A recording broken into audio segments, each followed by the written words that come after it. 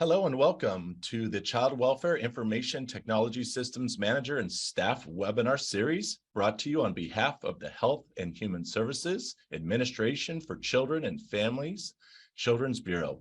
My name is Philip Breitenbuscher and I am your host for today's webinar. Today's discussion entitled What You Need to Know About Managing a Child Welfare Information System Project, a refresher and perspectives from CWIS and non-CWIS managers. We are hoping for some active participation in today's webinar. So attendees are encouraged to participate in the discussion with questions or comments. All of the participant lines currently are muted, but can be opened for Q&A sessions. If you would like to ask a question live, you may use the raise hand feature, which should be either at the top or bottom of your screen. We will then see that your hand is raised. Either myself or Tom Oates will be chatting with you privately in order for you to just acknowledge that you're ready to ask that question live. At that point, you will have the ability to unmute your line once you're called upon and ask your question.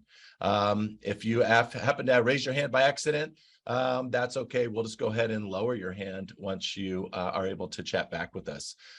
You're also encouraged to ask questions throughout the presentation by using the Q&A feature, which is located, again, either at the top or the bottom of your screen. Please submit all questions using Q&A so that we can monitor those appropriately. We will answer those questions either in writing or we will answer those questions live with one of our speakers. If you do happen to submit a question using the chat feature, we may ask that you move that question to the Q&A function. Again, just so that we can monitor your questions along the way. If you've joined us by telephone, you're also able to unmute your line by hitting *9. That will allow us to unmute your line, okay? If we're not able to get to all questions today, you have a question after today's webinar, please feel free to email those questions to cwis.questions@acf.hhs.gov. We are just thrilled with our presenters today. We have a full lineup beginning with our director, Teresa Young, who is the director of the Division of State Systems. You'll also hear from Dr. David Ayer, who is a federal contract support. And then we're going to have cameo appearances from your peers and colleagues that represent, on average, over 10 and a half years of experience in each of their positions, which, I'll do the math, it looks like we have about 100 years of experience we'll be getting and gaining knowledge from in today's webinar. So let me just quickly introduce each of these wonderful folks, starting with Tommy Abraham and then we'll go through, we'll hear from each of these later. So let's go ahead. Tim Bartleman, you'll hear from Tom Blanchard, Sandra DeHart Mayar, Julie Flemig, Marina Havan, Jonathan Hauser, Lindy Kattermas, Brandy Otto, and Stephanie Sarber. And again, I'll be your moderator, and I'm Federal Contract Support, Phil Breitenbuscher. Before we get started today, we want to begin with some engagement from you all, and we want to hear from you. And so we're going to launch our first poll. Today's first poll question, and again, these are anonymous. We want to know, what areas of CWIS do you need help with or find confusing? In this case, you can select all that apply. So take a look at the options there, and we'll give you a few seconds to respond to this. Okay, we're going to give you just a few more seconds. Thank you for those who have already responded. We see you coming in. It looks like about half of you have responded so far. So again, this is an anonymous poll. We're just wondering what areas do you need most help with or find most confusing. About 10 more seconds, and then we will close out this poll. Okay, let's go ahead and close it out, and let's see what the results look like. Okay, so the top need looks like APDs. And following that, looks like automated function checklist, or AFC. Also cost allocation scored very highly, and also technical assessment or self-assessment tools. And then data quality plans, DQPs. Excellent. Looks like lowest was around pre-approval or prior exemption. So again, thank you for participating in that poll. We appreciate your participation in that. And with that, it is my great pleasure to begin to introduce to you the director, Teresa Young. Teresa? Thanks, Bill. I really appreciate all of you who've joined us today, and also those of you who let us know that you were interested in this type of webinar, which really will be a review and a basic overview. And we hope that it'll be helpful, but we look forward to your feedback again. So let us know what would be helpful to you. And the other thing I wanted to do is just again, thank those state participants who are with us today. And as this is an opportunity really for us to get to know one another. When I was at the state, the best support really that I received, which I did receive a lot of support from my federal analyst, but really was from other SACWIS managers and folks who were doing similar work. And these are unique positions. So there's really not a lot of folks that you can go to. So I really would encourage you to get to know some of the folks that are on this webinar with us today, but also to feel free to speak up sometimes and share some of your experience so that you will feel comfortable and get to know some of the folks who are doing similar jobs. Thank you. Next slide, please. So this agenda today, as I said, we're covering high-level basic overview today. There's been a lot of turnover at the state level, and you've expressed an interest in this kind of webinar. As I think Phil mentioned, we may not get through the entire webinar today because it is a high level, and we're not going to stress if that's the case, because we really do want this to be interactive and to get the most benefit from the webinar. So if we don't get through the whole webinar, we will do a phase 2, and we will probably do some additional webinars after this based on what we learned today from the participants in your feedback. But we will be talking a little bit about our role, overview of CWIS guidance, a little bit on APDs, and a little bit about the structure of how DSS fits within the federal government. Next slide, please. Okay, so we'll start talking just a little bit about our role, which is the DSS role. Next slide, please. And this slide's a little hard to read, but hopefully you can see it. DSS is part of the Children's Bureau, which is part of the Administration for Children and Families, which is part of Health and Human Services. We do want to make sure that folks know that on our monthly calls that we have with you, you will also know that we work very closely with 2 other types of federal analysts. One are the regional program staff, who you're probably most familiar with, but also the grants management analyst who's responsible for managing claims when they come in for funding. The blue boxes are a little hard to see some of those other offices, but I will just mention Child Support and Office of Refugee Resettlement. In the larger blue blocks, you see other divisions within the Children's Bureau. And the ones that we tend to work with the most are performance measurement, policy, and research and innovation. But we do strive to work across all divisions. Next slide, please. We did want to mention that while we focus on Division of State Systems focuses on IT system development and implementation and operations, there are other divisions, that do play a critical role in what we do. And as we mentioned, some of those on the previous slide, it is really important how our work interfaces with the CFSR as well as federal data reports. Next slide, please. So obviously DSS does have an oversight role, but I really don't think that honestly is the most important role that we have. And the way that I view our role is that we really are in this together, because if the states and tribes don't succeed, then the federal government doesn't succeed.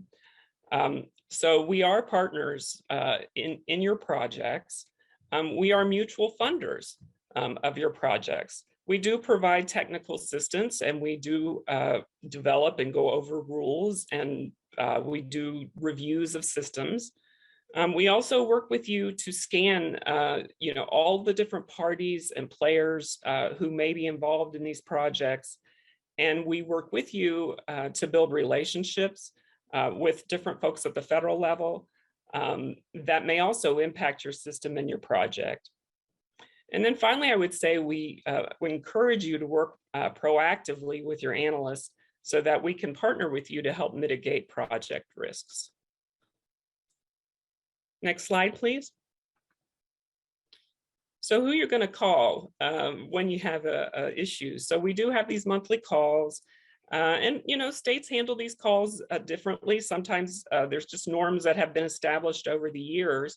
But I would, you know, ask you to think about what do you need on these calls, you know, and how to organize the calls so that they can be the most benefit to you. And you should feel okay communicating some of that to your analyst. The calls don't always have to go a certain way or be done the way you've always done them. They don't even always have to be monthly. You know, you may need to sometimes meet more often or less often.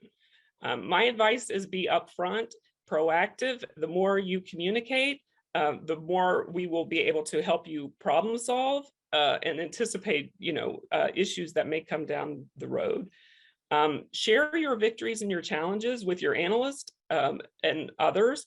If you don't feel comfortable letting us know, you know, where you're really challenging or what's really bothering you or is at most risk for the project, then we really can't help you. And we can't be as effective in helping you. So feel free to ask for assistance when you need it. And if there are resources, we can't always provide them, but sometimes we can. So if there's a particular resource or a certain thing that you see lacking in your project, let us know and talk about it with your analysts. And then I guess I would also say, you know, just embrace the complexity of these projects and set the vision, but believe in yourself and your team. These projects are not impossible. You know, they are challenging, but you know, I think that you should know that we want you to succeed. And that, you know, we are partners with you, you know, in helping you through the complexity of the project. Next slide, please. But more importantly, really is your role. And so we want to spend a little bit of time on how we see your role. And it's an absolutely critical role. And you may not see yourself as a national leader, but in fact, you are a national leader. And, you know, those folks that are doing the work know it the most. And so, you know, recognize this about yourself and build support among yourself because we need you for the long haul for these projects. You know, some of the projects have very high turnover, you know, on them, and that's understandable. You know, so again, that's why it's critical that you build some support for yourself. And that you also don't put so much pressure on yourself to recognize this is going to take some time. And yes, there'll be some challenges along the way. You're the primary face, you know, for your project. And you're the primary communicator, you know, that sets the tone for how everyone will view your system and project. It's really important, and we say this on every webinar and probably on every phone call, and I'll call out one of our analysts, Spencer Wilder, because I know he says this on every state call and almost every internal call, which is to build what you need. And so this is just a really important role that you have, is to take the time to really understand what is needed. And, you know, we'll talk about it a little bit later, but you know, some people, or sometimes we assume we know what's needed, or we think, oh, we just need to update maybe what we did before. And then you lose an opportunity, I think, to build relationships in your organization and also to really understand what the needs may be. So I would encourage you to really think about that role and to set some time to make sure that that you do understand the need and that you're viewed in your agency as someone who's open to have discussions and understanding what those needs are. Obviously, you need to plan, analyze, brainstorm, and research, you know, for these projects, and you provide the primary project management and execution and monitoring of the project. So you have an important role. Next slide, please. And I think we have a cameo appearance. Yes, we do. This is our first cameo. So I want to introduce Sandra. Thank you, Phil. Yes, my name is Sandra DeHart-Mayor, and I'm from Alaska, where I serve as the CWIS project manager.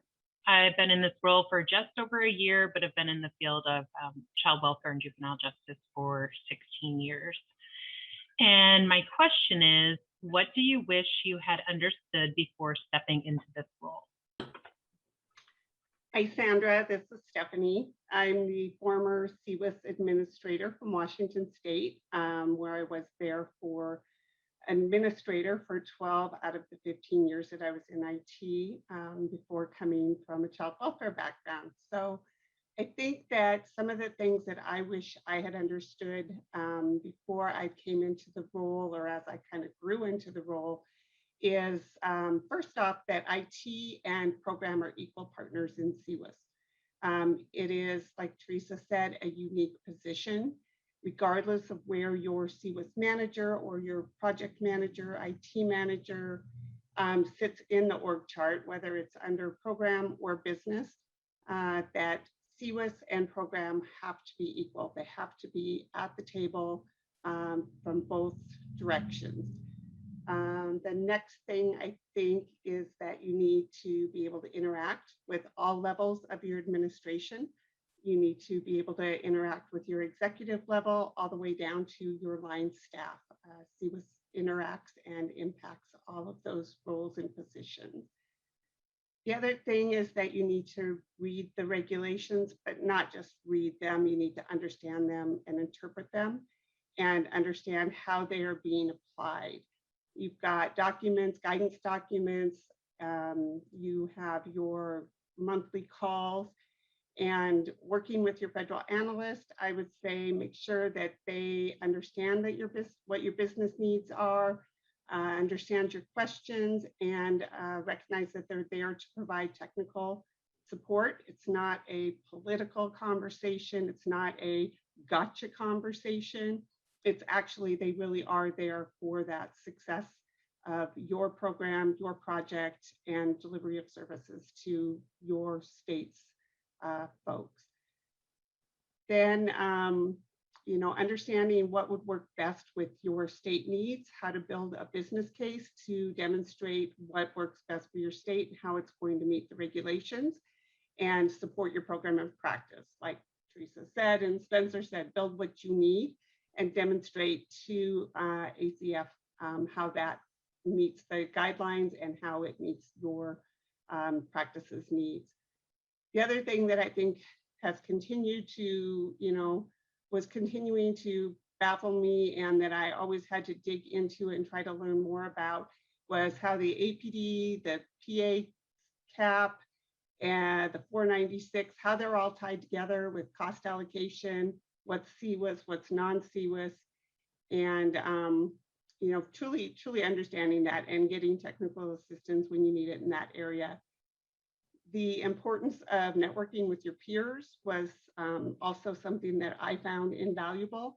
There are nuances to different states, and so one thing might not fit the same for every state, but having those networking conversations, sharing between the states, ideas, lessons learned, documents, even code sometimes. When I was in Washington, we actually got code from other states for some functionality that was really helpful and brought us a step forward. So those are the things that I wish that I had known and that I grew into over a number of years. Thank you, Stephanie. I echo everything you said, in particular, the struggles in learning the cost allocation piece and where I fit within operational and development within the budget. I also agree that there's an abundance of information out there, which can sometimes be overwhelming because it can take time to find the answers needed. As you said, it's imperative to actually understand what you are reading, and that takes time as well. So my advice is to spend as much time as possible reading and asking questions as early on as possible. In my particular role within the state of Alaska, a few things I wish I had known in this role coming in would have been the lack of documentation left by predecessors. And so as I move forward in this role, ensuring that I'm writing things down and taking notes just in case I get hit by a bus tomorrow, whatever it may be. Another thing would be the amount of time that my teams would spend on federal reporting. Part of this is due to the age of our system, but I was also pretty naive in thinking, for example, that my research team would only be spending a few months out of the year on AFCARS coding. I was unaware of the obstacles I would face in implementing new technology due to the lack of staff within our state's IT security office and their competing priorities. And then I think lastly, just having worked the field and being at MSW, I was not prepared to deal with the amount of conflicts between best practice documentation and the reality of the field. For example, it's hard to send out an email to staff when I'm all excited that we've added 20 new fields to the system, you know, in order to meet our AFCARS reporting. Yet I know the reality of turnover and high caseloads, et cetera. Yeah, thank you so much, Stephanie and Sandra, and I appreciate you sharing your expertise with us, and especially that last comment, Sandra. Wow, so impactful, and the realization of the hard work that's going on in the front lines. And you know, being from California, I would have thought reindeer were more dangerous than buses, but now in Alaska. All right, let's give it back to Teresa. Thank you both. Thank you. I think we were going to go over a few items on the DSS website, just to make sure that folks are familiar with our website, and hopefully you know where the website is. I'm assuming most folks do, but if you don't, we're going to show you the link on the next slide, please. Yes, and we'd like to introduce David Ayer, who is going to help walk us through the website. So David, are you with us? Great, we can see this. We can see the site, David, and excellent. Hi, everyone. David Ayer. I am ICF contract support for DSS. I'm glad to be giving you this brief overview of the DSS website, State and Tribal Information Systems. Please bookmark this page if you haven't done so already. You can see there are 9 topics with their own links and brief descriptions, starting with an overview of the Division of State Systems that you can read. I'm going to zero in on a few of these links that seem to have some saliency based on questions that we receive from folks. First, how to send a formal submission. Click here, please, to get detailed instructions about sending a formal submission. This will help you avoid delays. The next one I'm going to dive into here is the CWIS status link. And as you can see here, this is not about CWIS compliance, but rather this is a list of the states containing the names of their systems in use and any new systems, if applicable, for that state. And it also lets you know whether the system in use, the systems in use are in transition to CWIS on the one hand, or non-CWIS, and whether the new systems are CWIS or transitional or non-CWIS as they get developed. And that's the one slide. Another that I wanted to take you to is webinars and training materials. And as you can see here, all of the DSS produced webinars are available here, with the most recent on top. There's a little bit of a lag sometimes in getting them posted. You can see that there's, if you click into any of these, you'll see that there's learning material, both documents and videos that are available. And the next link that I wanted to draw your attention to is CSWAP. And I'm not going to click onto it, but if you haven't, please click here to apply for a CSWAP logon. This is a place where, and we're very interested in having states share documents and even source code with each other. As Stephanie mentioned just a moment ago, we also want states and territories to fill in a technology profile for each of your systems, both the current system and the new system that's coming up, so that everyone across the country can learn about your systems as they plan to upgrade their own. Currently, I think we have about 10 states who have posted information in their technology profile. Finally, I wanted to draw your attention to this link here, Federal Guidance for Child Welfare IT Systems.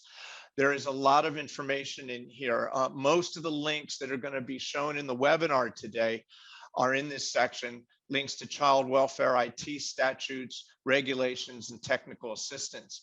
In this section, and I'm scrolling down here, you find information memoranda, child welfare policy, and CWIS regulations links, technical bulletins relating to CWIS, as well as toolkits.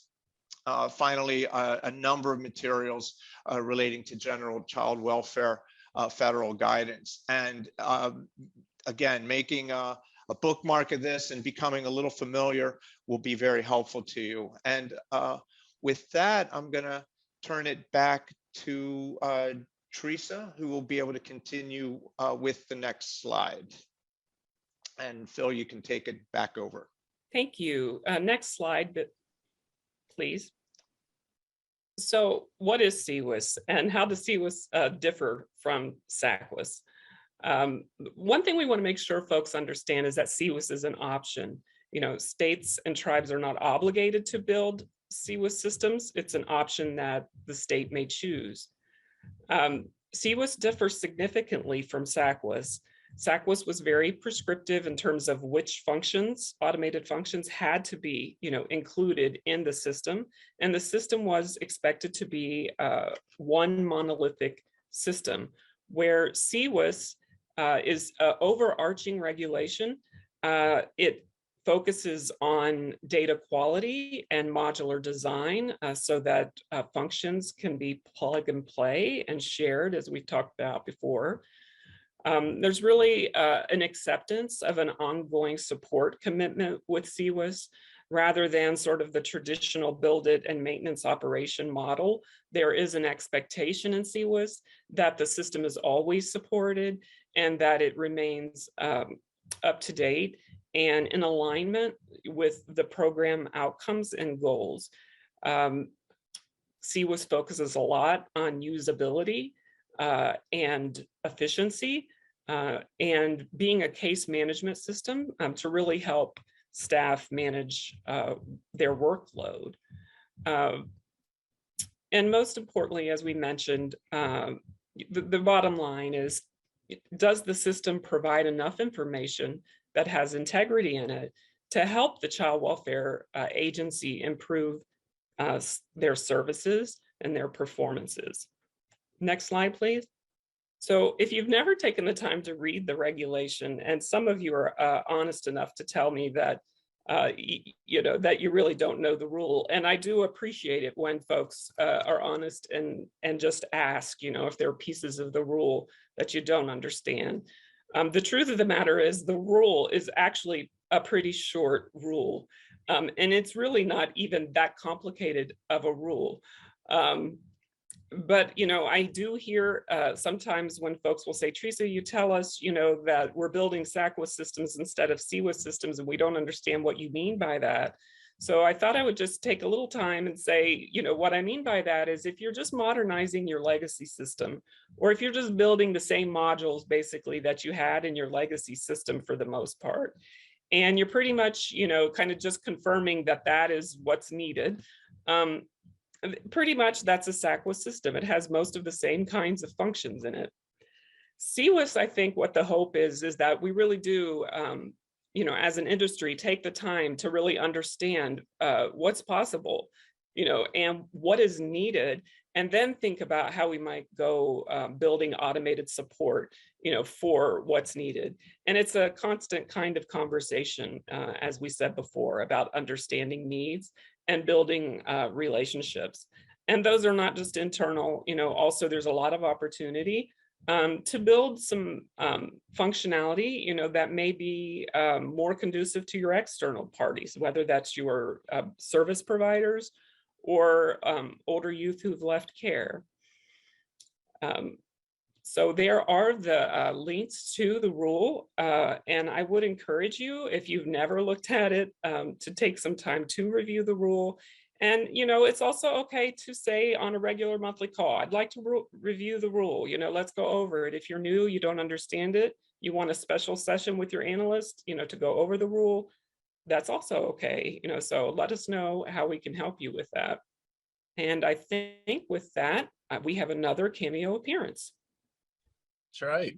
All right, let's go to our next cameo. And I think we're going to start with Lindy. Hi, Lindy Cattermas here from North Dakota. I have been working with the Child Welfare Agency as a data steward as well as the project lead for CCOS. So this leads into my question, since I've only been in this role 6 months. Why would a state choose non-CCOS? Thank you, Lindy. This is Tommy Abraham. I am a CIO with the Department of Children and Families in Massachusetts. And I've been working with our child welfare system for the past 15 plus years.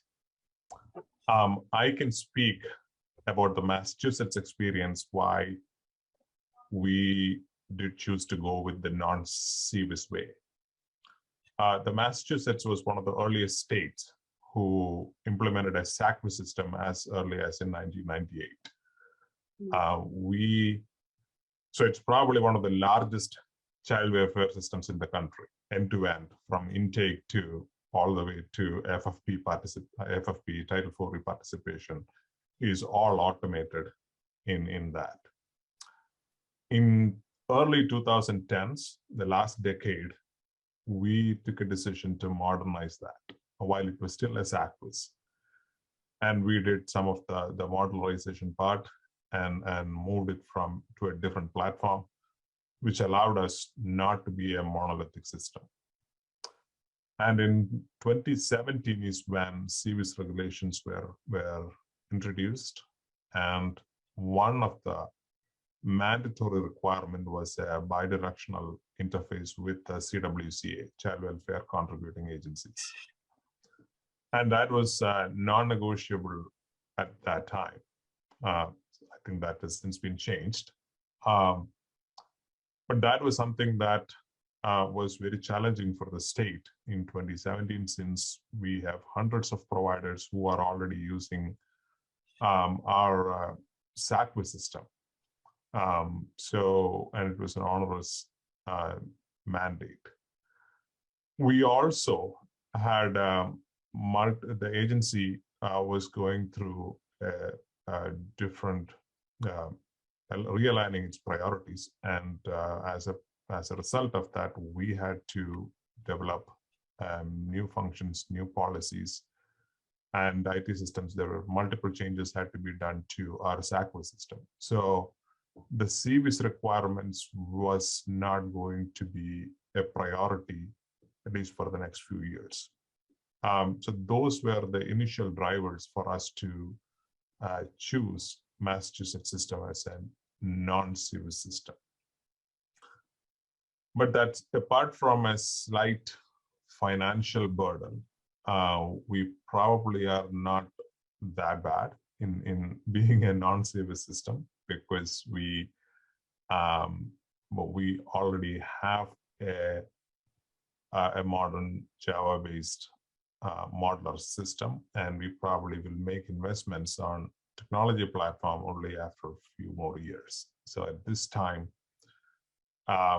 being a non-CWIS system is favorable to state until the situation changes. So those are our initial reasons for being a non-CWIS and continue to be a non-CWIS system.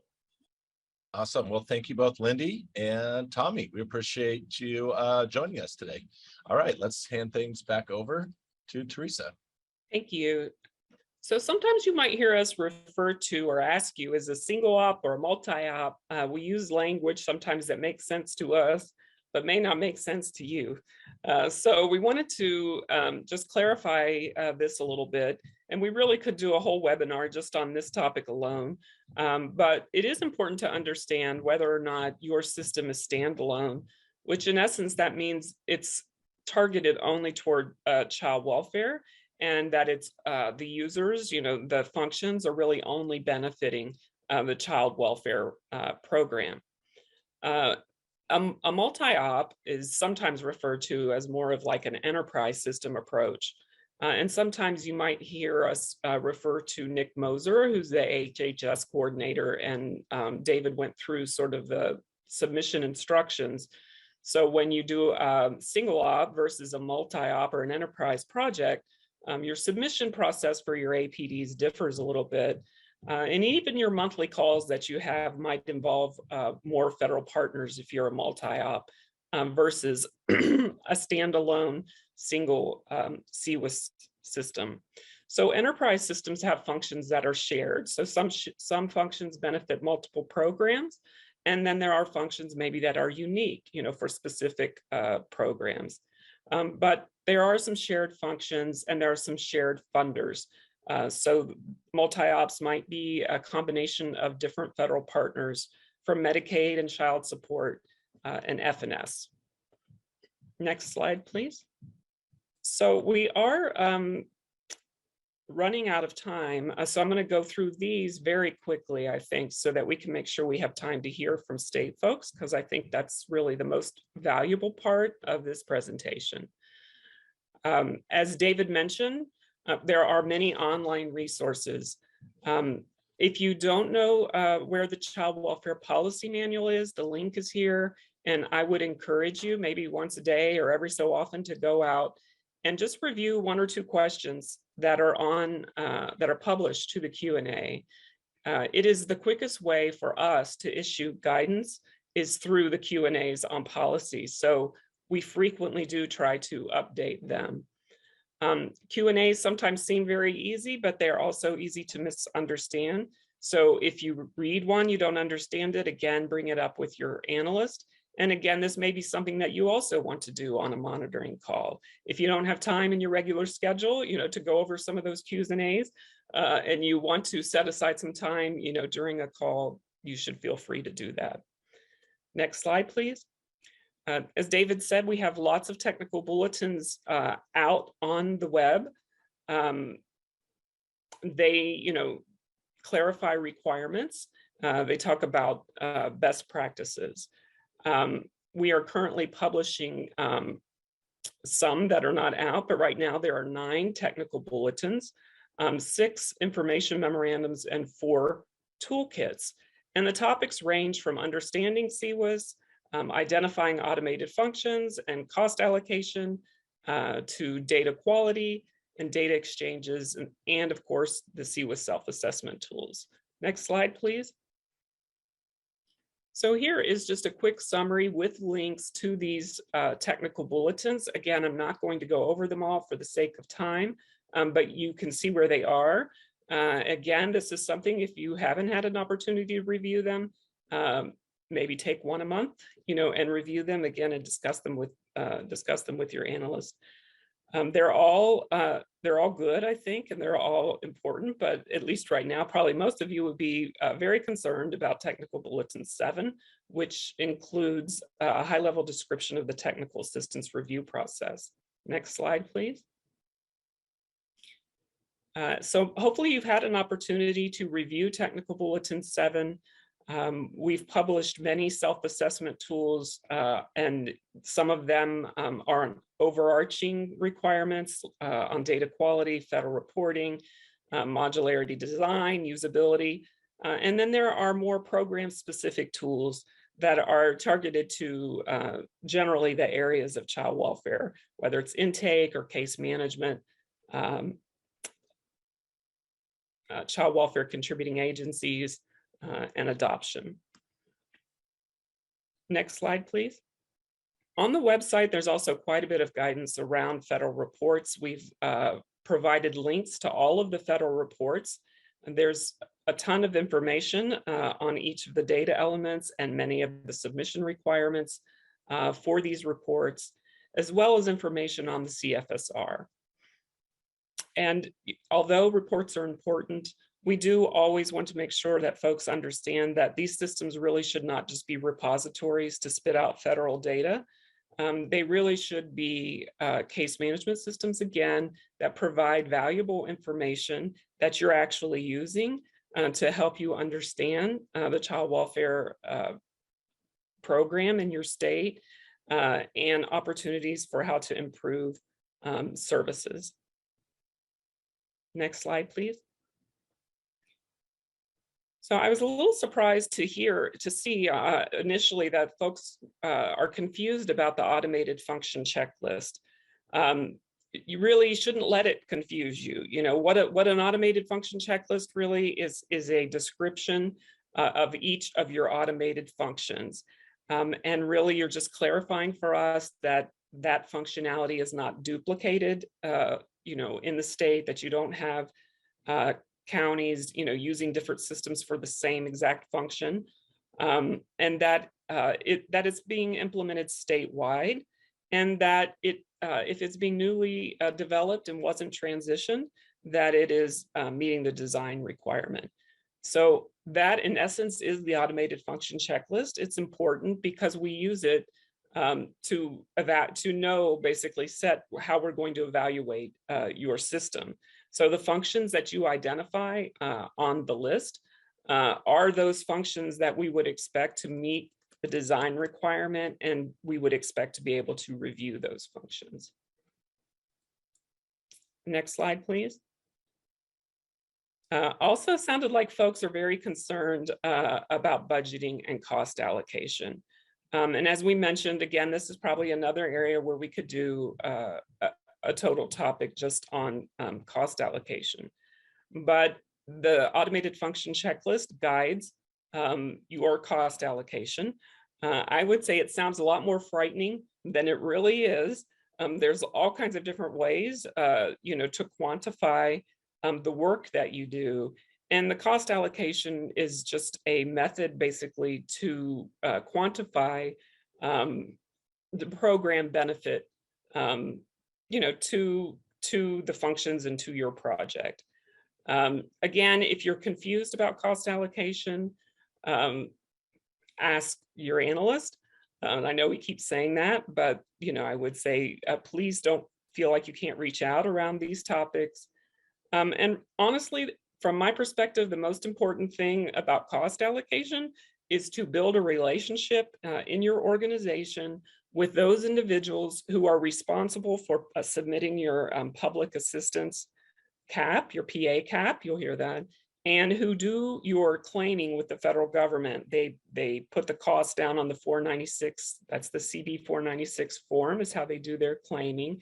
And I would, you know, make sure that you know who those people are and that you're interacting with them, you know, more than once a year, not when your APD is due, but about every quarter, you know, just to make sure that the money that you're spending is sort of matching what's in the APD and it's matching what is being claimed for the project. That it will save you a lot of headache. You know, if you will establish those relationships and establish some sort of meeting schedule with that group and get in the habit, you know, of being disciplined around monitoring your budget. There are some resources that are online and we've included those links. And, you know, let us know what parts of the cost allocation you're finding the most difficult, maybe either in the comments or at the end of the webinar when you give us feedback, because we really would like to understand where you're struggling with, you know, in terms of cost allocation. Next slide, please.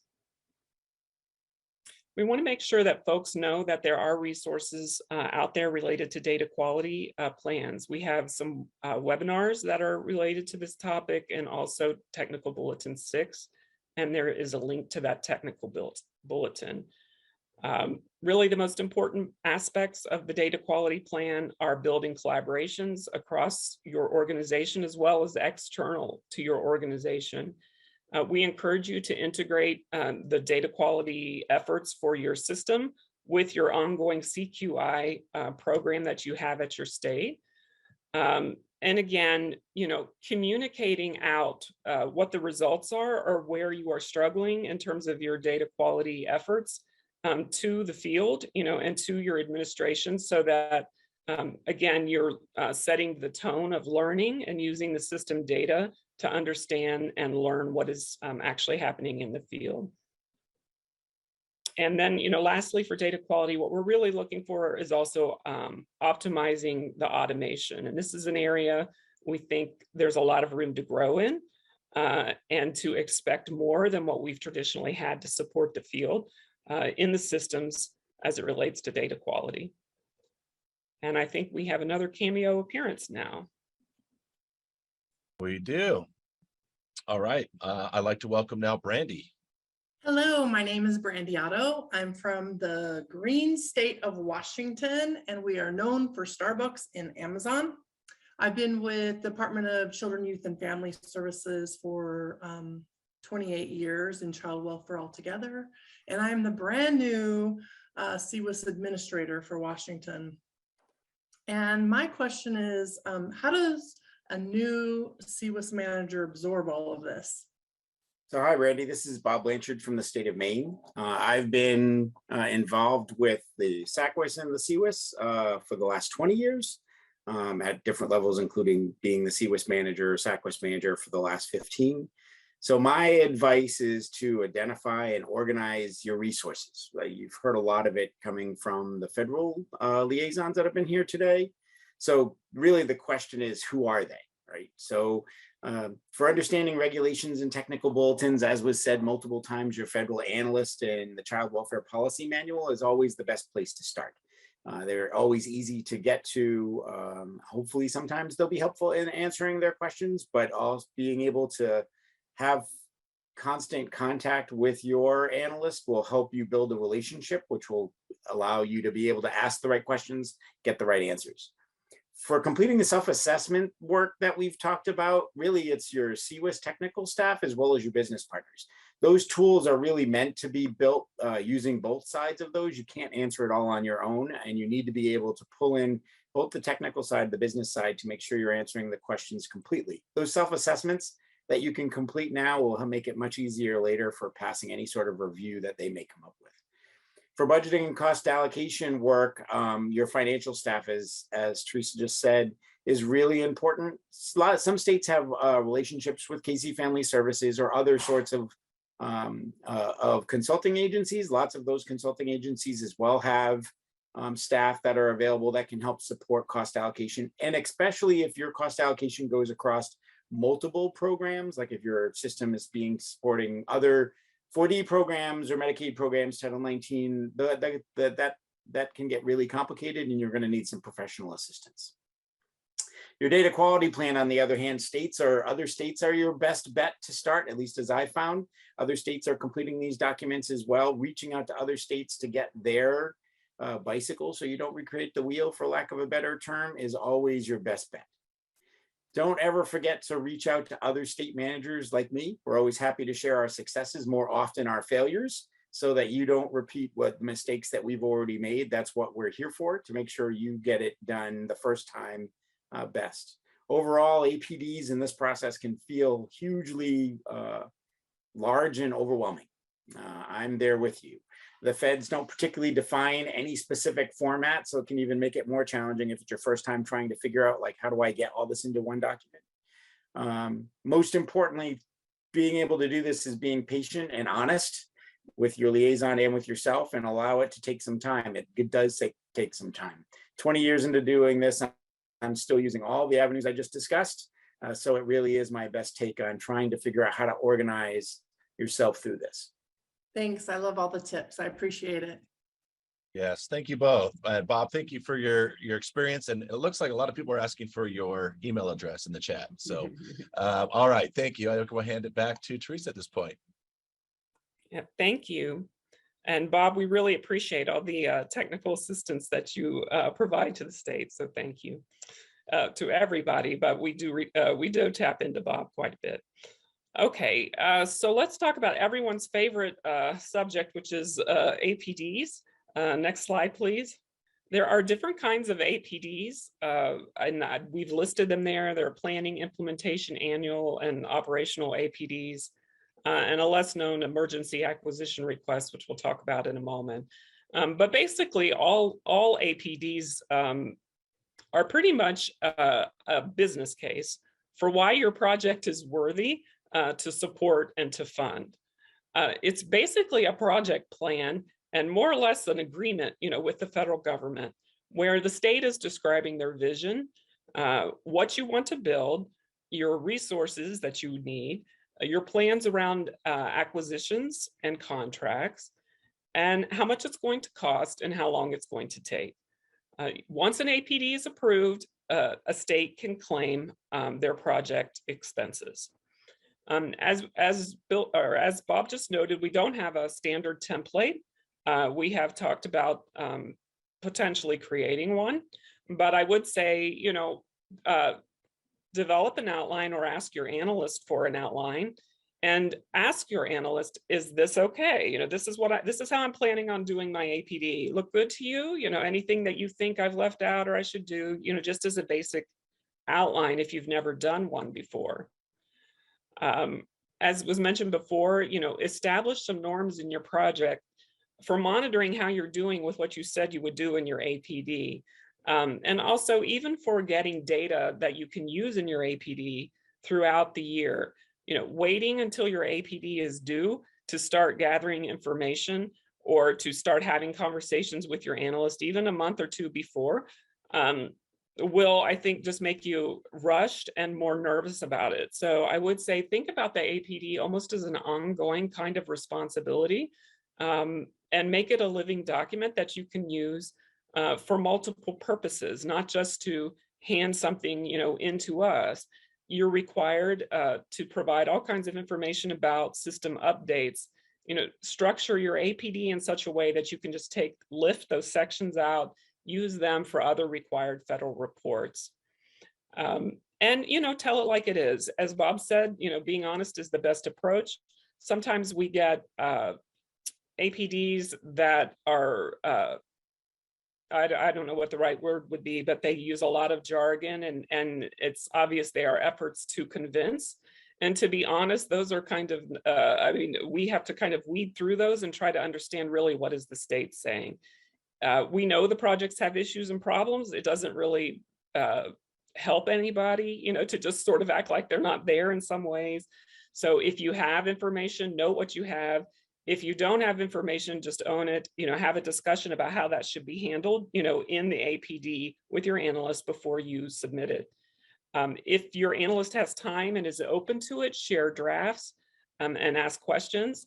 And I know, you'll probably send me nasty notes, but I would say, have fun with APD documents. I mean, there are a few states, who every once in a while throw in some kind of humorous things every now and then. And analysts like to do that. They're hard for you sometimes to write, and they're hard for us sometimes to review. So sometimes having a little bit of levity, or even just, not getting so nervous about it, just recognizing if there's a mistake on an APD, if there's something that needs to be redone on the APD, you're going to get a condition back, or we're going to talk with you and ask you, how can we work through this? But sometimes I think really it's the fear that makes that so difficult. It's really a story that you're telling. It's kind of a pitch basically to the federal government on why your project is worth funding.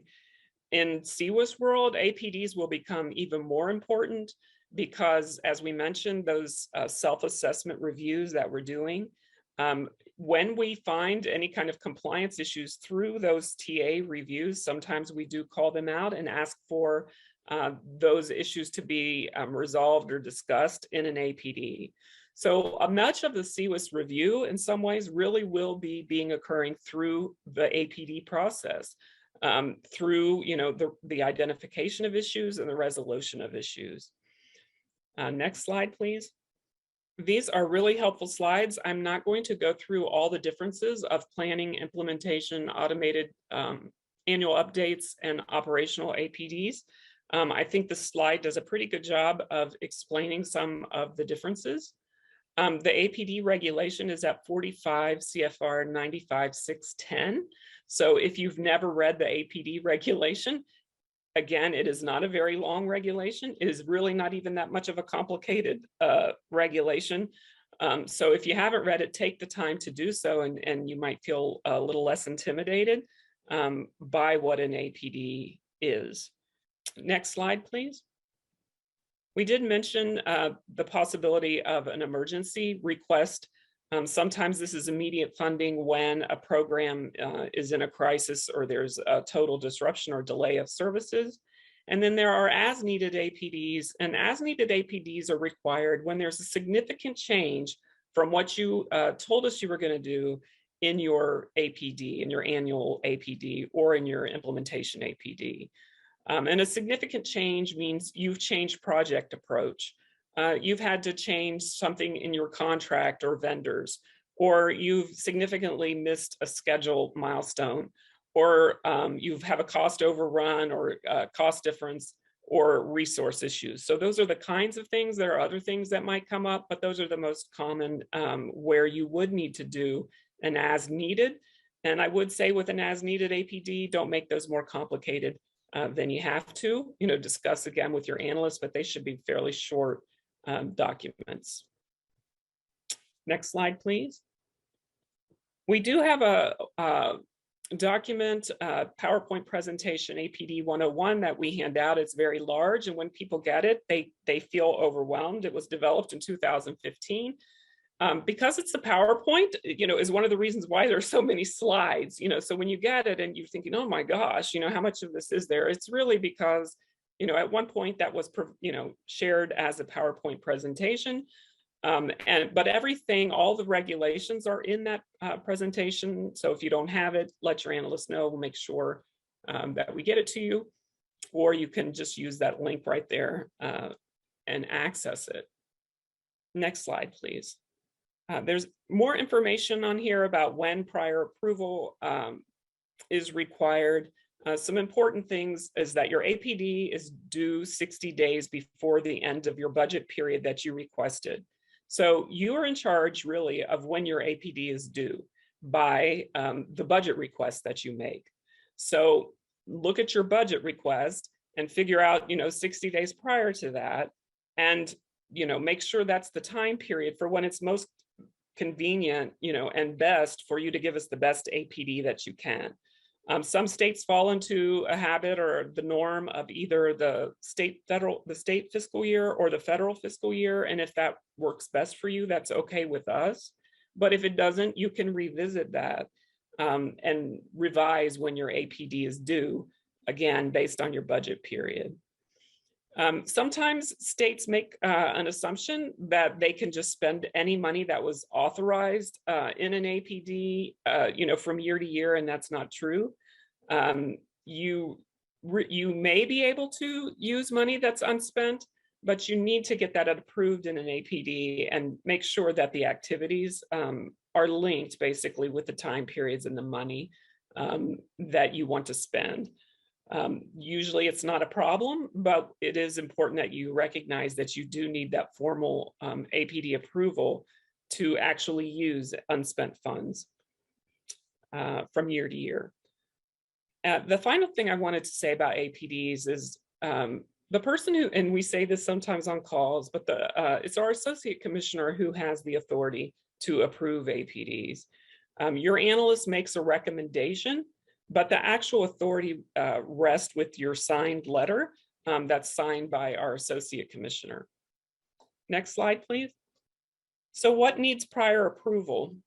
When you are doing a sole source procurement that's more than $1 million, if your total project is going to cost more than $5 million,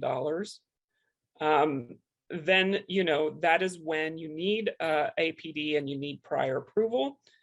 Our procurement regulations are at 45 CFR 95611. If you've never reviewed those, again, they're not very long. I would encourage you to review them.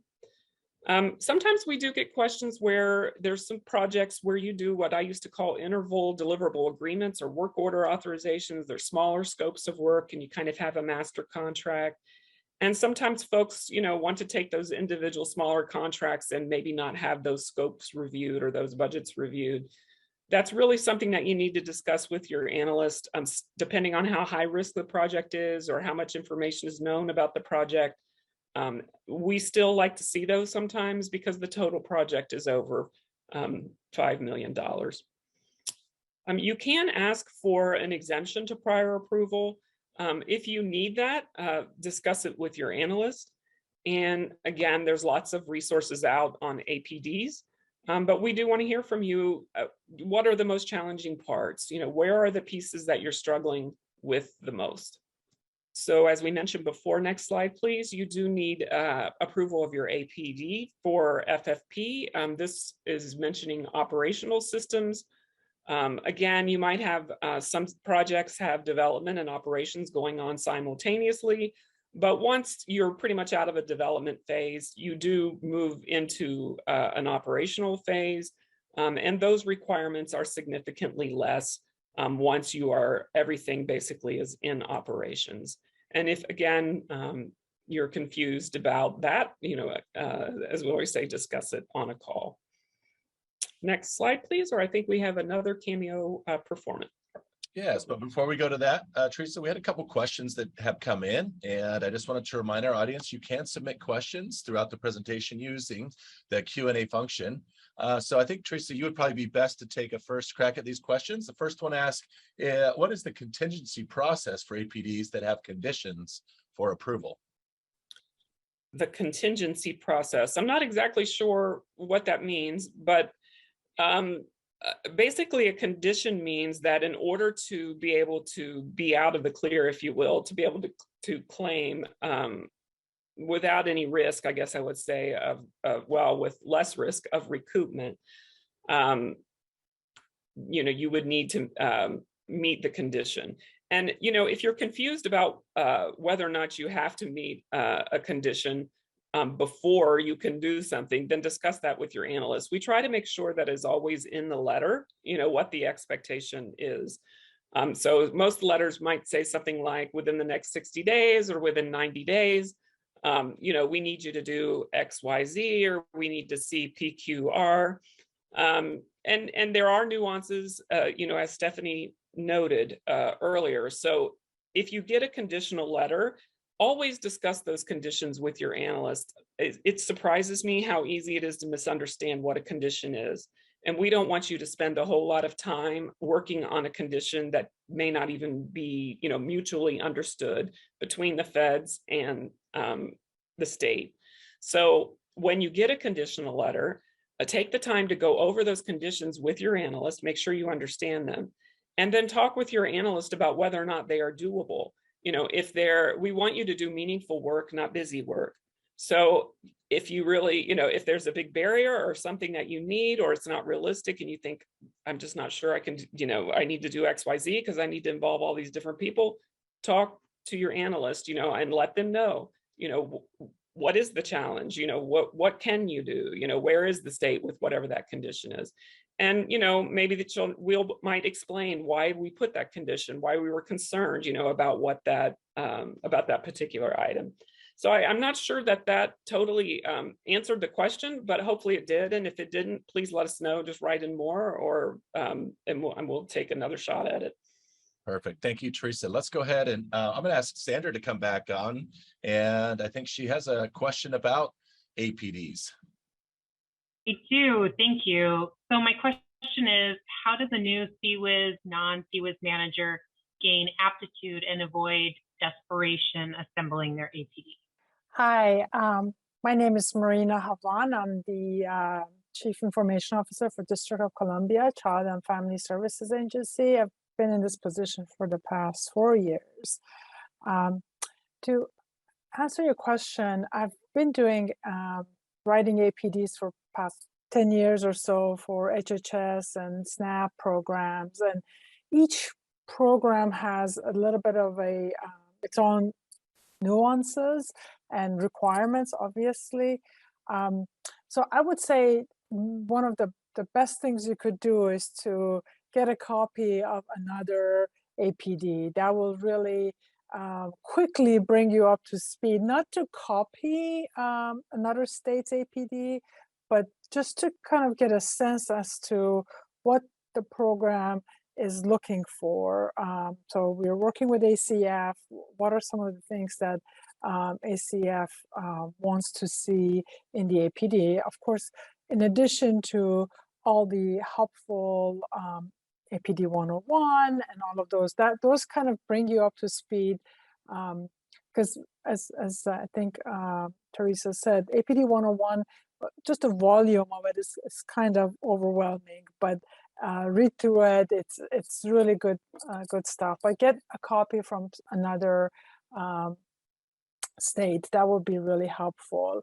Another thing is really kind of understanding between the differences between CWIS and non-CWIS, and just to put yourself as to where you want to be and what are the cost implications and what are the benefits that you could lobby internally for your organization in terms of, we really should consider this or that.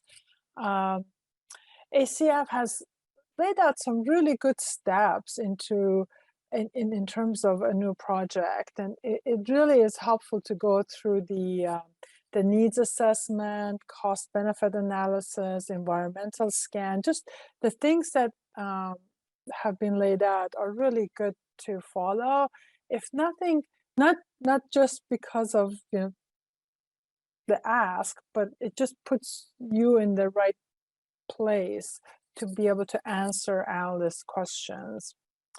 The other aspect that, and just kind of, for me, the most complicated part of APDs are the budgeting and cost allocation. So those are the most generally complicated parts. So understanding the duplicative services, and I think some of the polling also pointed to that, and being able to, and that's really impactful on the CWIS side, being able to figure out a way to determine that, because every year you have to submit that, right? Every year you have to update your checklist and go back to it. So just spend the time to come up with what that is so that you can go back to it every year and then just say, yep, we're still at the same place. And then working closely with your claiming team to understand the cost allocation models that they use and what you can inherit in your budgeting, in your APD. And that really is helpful. And that also kind of helps you with the non-CWIS cost implications calculation. So that's really helpful there. Those are things that really kind of reduce the complexity, because once you talk to your claiming folks, they're going to really help you with the budget aspect, and I think that takes a lot of the edge off of building, the ultimate best, cost allocation model and budget. So those are a couple of things that I would say would really reduce the desperation. Thank you. And I'll say, this being my first year, I was the prime example of desperation when it came to my APD. And my saving grace was Gita, my federal advisor. So very thankful for that. I agree in the benefits of reading other APDs. That was very helpful to me. And I would also just add to maybe start early, as Teresa said a little bit ago, utilizing your APD as a living document that you are consistently checking and using to guide your project. So as you go through the year, you're utilizing your current APD and gathering information for your next APD. And then lastly, like you said, Marina, writing your APD takes a lot of collaboration.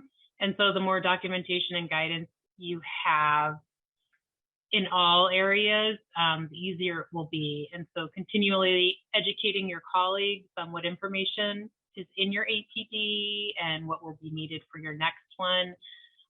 That's something I'm really going to work on this year so that I won't be so desperate next year. Awesome. Thank you very much to both of you. We appreciate your experience and the wisdom you shared with us. Clearly, APDs was an area of lots of questions. So thank you for your time. Teresa, I'm going to turn things back over to you for another question that's just come in, actually. And this question says this: if the contract is under 500,000, does it need to be pre-approved prior to execution? Well, again, I would encourage you to go to 4595 611, and that 500,000, there is some language kind of that talks about enhanced Medicaid and $500,000 as being the threshold. That is language that is applicable to CMS, which is Medicaid, because Children's Bureau and we do not have enhanced Medicaid. So that $500,000 threshold that's in the regulation is related to those specific projects. In CWIS, as I noted before, if it's 1 million is the threshold, and then a project threshold for the APD is 5 million. So hopefully that helps.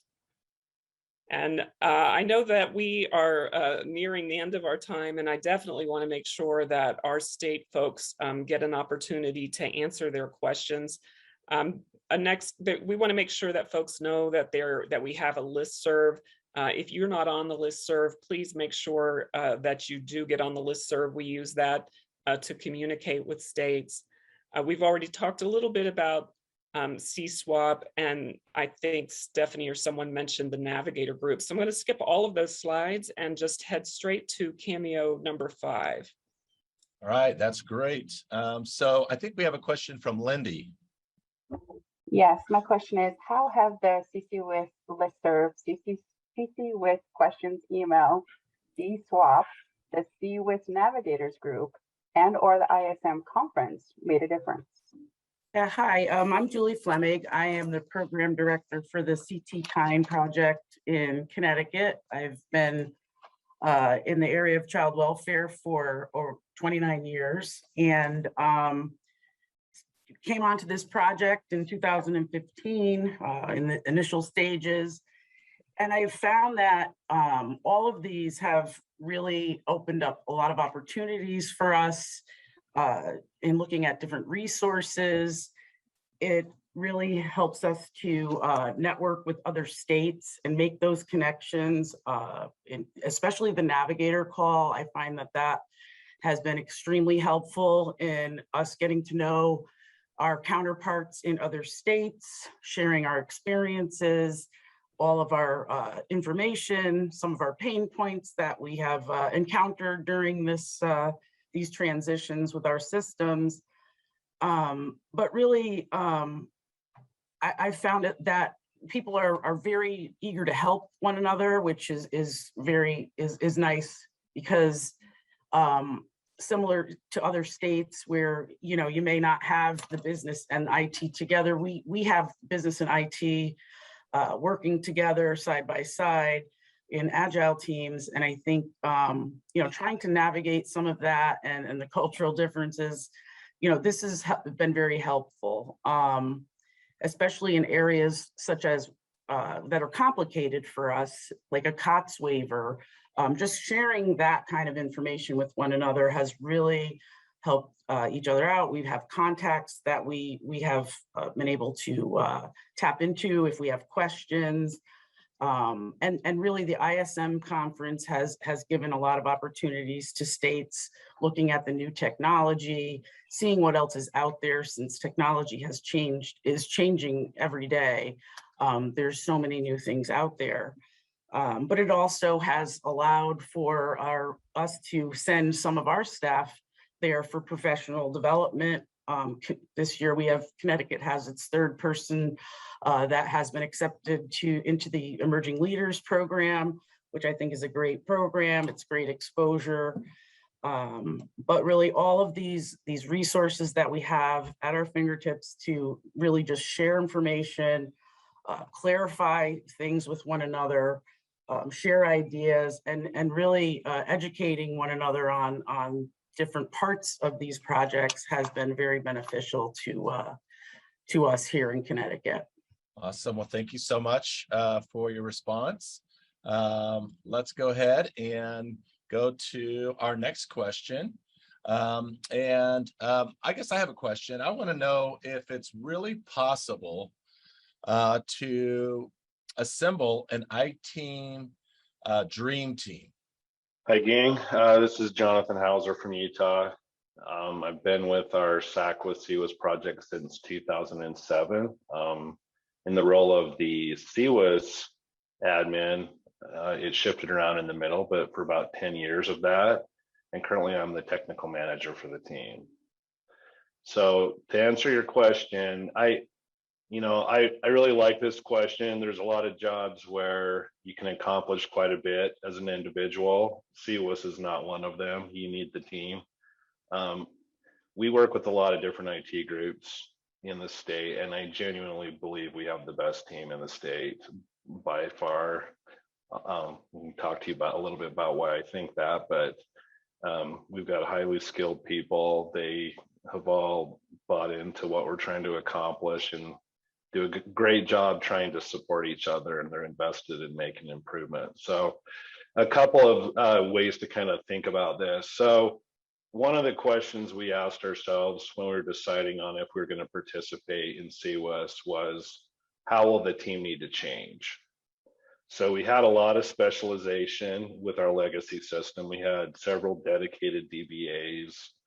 We had people that specialized in different parts of the stack.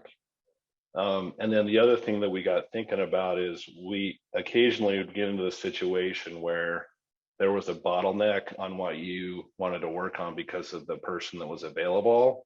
And if you're going to do something like CWIS, you don't want your roadmap dictated by the availability of team members. So on the development side, we really focused on the idea of full stack developers. And so we were very transparent with the team about what the long-term plan was with participating in CWIS and the goal of having full stack developers. And so the result of that was we had a few individuals that selected out. They were interested in continuing doing what they were doing.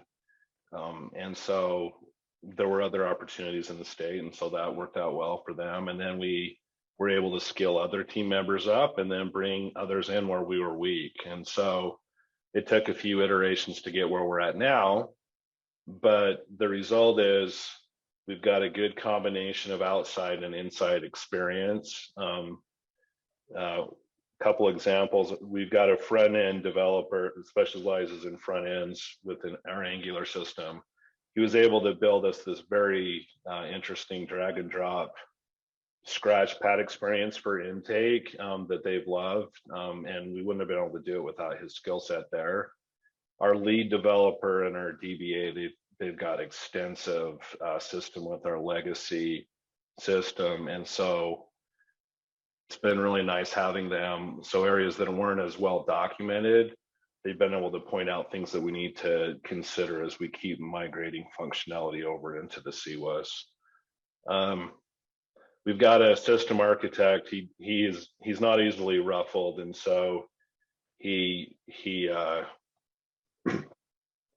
able to take suggestions, and as long as they fit in with where we want the architecture to go, we take people's ideas and apply them there. And then we definitely have the best Scrum Master of any of the other IT projects in the state. In fact, I have to be careful having her go to other meetings with other groups because they start sucking her into their projects. And then Jennifer Larson, our new CWIS admin, she knows child welfare backwards and forwards, and she's doing a very good job supporting the business analysts too. So we knew we needed to make some changes on the teams, but we've been able to do that. And I really think that in the end, the key was to have a few people that had a good experience and then bring some new people in. The other thing I was thinking about on this topic is it's important to provide opportunities for growth. Some of that's about retention, some's about improving communication and flexibility who you can hire.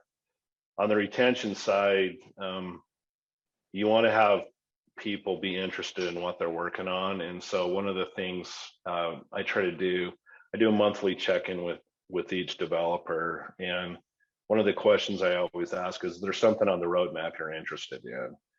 And as long as it fits in with business's goals and where we're trying to go with things, we like people to try to be interested in what they're working on. So as in one example, we had one of our developers, he had gone back to school for data science, and we were able to have him work on some dashboarding with the business analyst and do some proof of concept. So it worked out perfect. He was excited about doing it. He was excited about some of the things he had learned. And so that worked out really well. So that's one of the things that I think is important on retention, is making sure people feel really invested in what they're working on. The other thing related to this is communication. We're always talking about where's that line on roles and responsibilities between business, the business team, and the technical team. And we've really come to the conclusion that it's important. You don't want to go too far one way or the other, but it's very important to cross that line on both sides to improve communication. As an example of that, recently during one of our get-togethers, Jennifer went through kind of like a system walkthrough, something that caseworkers would get. Went through kind of the safety and risk model and kind of life of a case with the development team.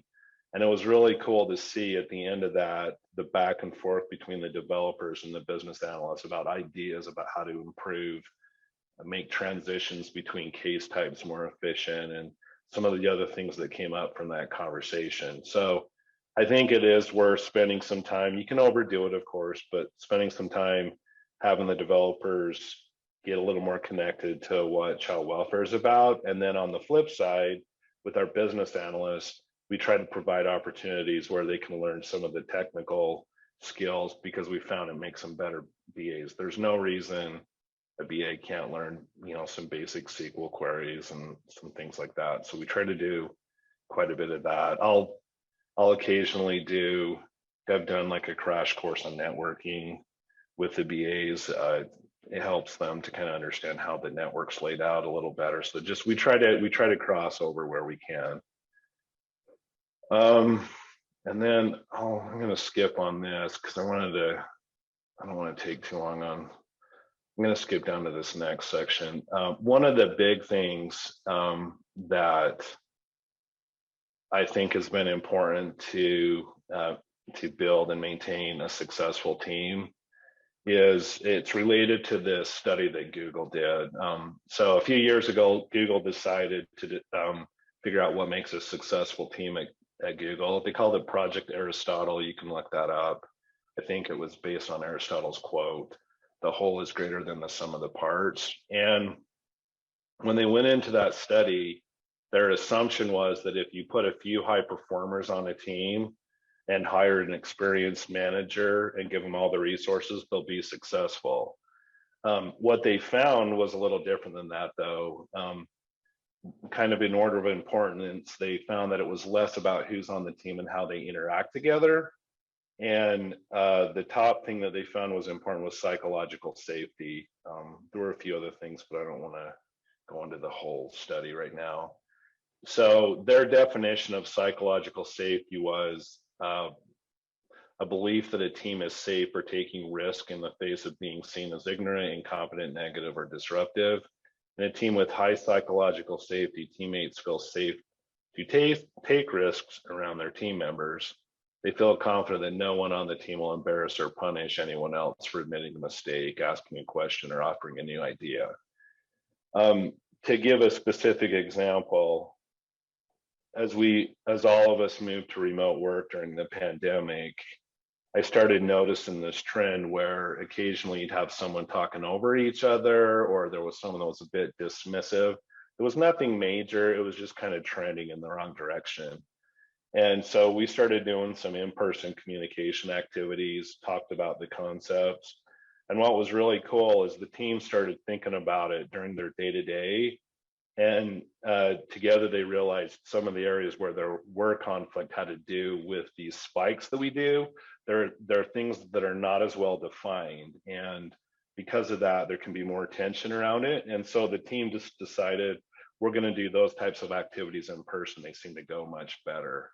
And so that helped quite a bit too. So another thing that's worked really well on our team is we're pretty self-deprecating. You can take that too far, but people feel really safe pointing out when they've made a mistake on something, and we've created a good environment for that. And I think that's very important. And then the last thing to just mention is to have a successful team, it's really about a team that's larger than just your direct CWIS team. You've got a lot of community partners, administrators, and other people, and you need to build good relationships with them if you're going to be successful. Teresa earlier mentioned about all the turnover and the things that are happening, and you have administrators that come in with different priorities, and you want to make sure you've got good relationships with them so they understand the importance about finishing through a project that's as complex as CWIS. So anyway, I think that's all I've got on this. Wonderful. Thank you, Jonathan. We appreciate it. I think we could probably do a whole webinar just on that concept for sure. So I know we had limited time today, but just wanted to say thank you very much. And I'm gonna bring Teresa back on at this point so that she can help wrap us up and close us out for today's webinar. Thank you, Phil. Just wanted to again thank all of the participants for invaluable information. I think this webinar really demonstrates the magnitude of professionals that are doing this work, who have committed their lives really to this work. And I want to thank them, and also the newer folks who participated today, being open and sharing, like Jonathan just noted, is so important. We really are trying to create that type of dynamic, at a federal and a national level with the states. So you participating today with your questions, as well as the state folks sharing their experiences and their challenges, is the best way for all of us to learn. And so we really appreciate it. Thank you so very much. And again, if you would fill out the survey and let us know of the topics that we talked about today. Again, it sounds like there's still some concern around APDs, but we really are interested in knowing where you need the most help, what would be most beneficial to you. So make sure, please fill those surveys out and let us know what could be helpful. And with that, I again just want to thank the folks who put this webinar series together, and also those folks who logged in and everyone who participated. Thank you so very much. Thank you very much, Teresa, and everyone who's participated. Please complete the survey upon your exit.